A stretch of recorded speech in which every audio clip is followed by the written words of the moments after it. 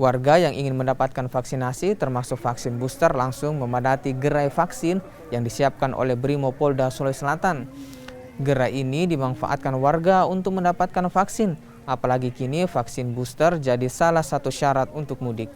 Selain itu, lokasi vaksin sulit ditemukan apalagi bertepatan dengan bulan Ramadan. Gerai vaksin ini menargetkan 100 warga setiap malamnya.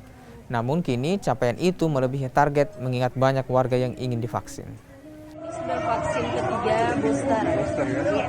Nah ini kenapa memilih untuk ketiga kalinya, kan biasanya orang rata-rata cuma mau 2 kali. Iya. Apa alasannya?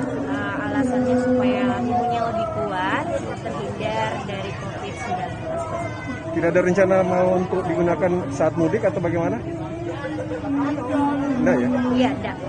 Jadi memang betul-betul kesadaran ya? Ya, untuk melengkapi dan membantu pemerintah supaya COVID ini bisa kita putuskan bersama. Jadi Polrestabes Makassar membuka galeri di Masjid Al-Markas. Kita ketahui bersama bahwa ini pusat dari masjid terbesar di Makassar. Kemudian banyak pengunjungnya, banyak yang sholat tarawih, kemudian ada pasar. Jadi rata-rata banyak yang belum vaksin dan vaksin dilakukan pada malam hari.